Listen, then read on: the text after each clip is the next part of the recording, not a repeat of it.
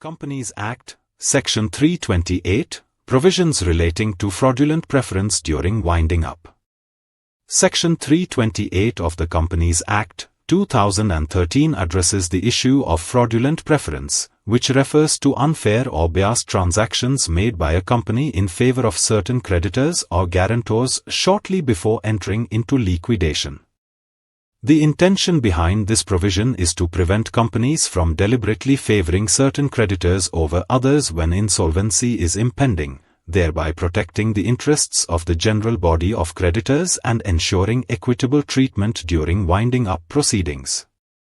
This section empowers the National Company Law Tribunal, NCLT, to intervene when it identifies transactions that may have been carried out with the intent of giving an undue advantage to a particular party over others.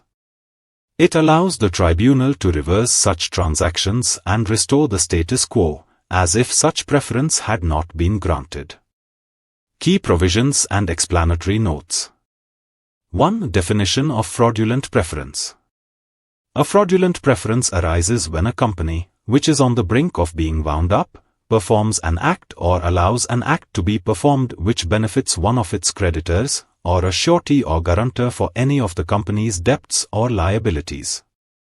This act must have the effect of placing that person in a better financial position than they would have otherwise been in the event of liquidation. The act in question must occur within 6 months prior to the date of making the winding up application. 2 examples of fraudulent preference. Repaying the entire loan of one creditor when the company knows it is going to be wound up, while not paying other similarly situated creditors. Providing security or collateral for a previously unsecured debt just before insolvency.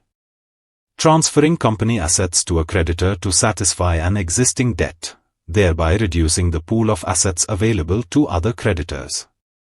3. Role and power of the tribunal, NCLT.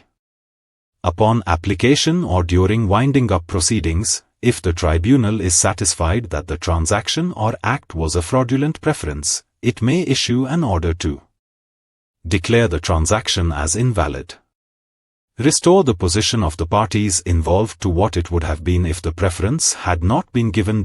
Issue any other direction it deems just and appropriate to ensure fairness and equity. 4. Scope of tribunal's intervention. The tribunal's power extends not only to direct preferences but also to transfers of property, movable or immovable, delivery of goods, payments made, executions taken or done by or against the company. All such acts, if carried out within the 6-month window prior to the filing of the winding up application and intended to give preference, can be set aside by the tribunal. 5. Legal consequences. If a transaction is declared to be a fraudulent preference, the preferred party loses the advantage that was unlawfully or unfairly granted.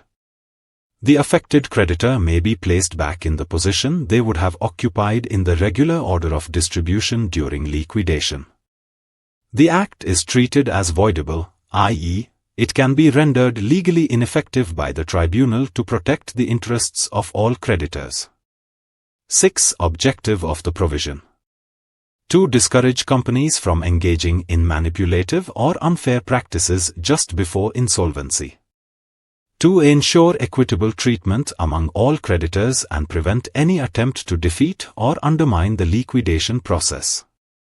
To protect the integrity of winding up proceedings by maintaining fairness and transparency.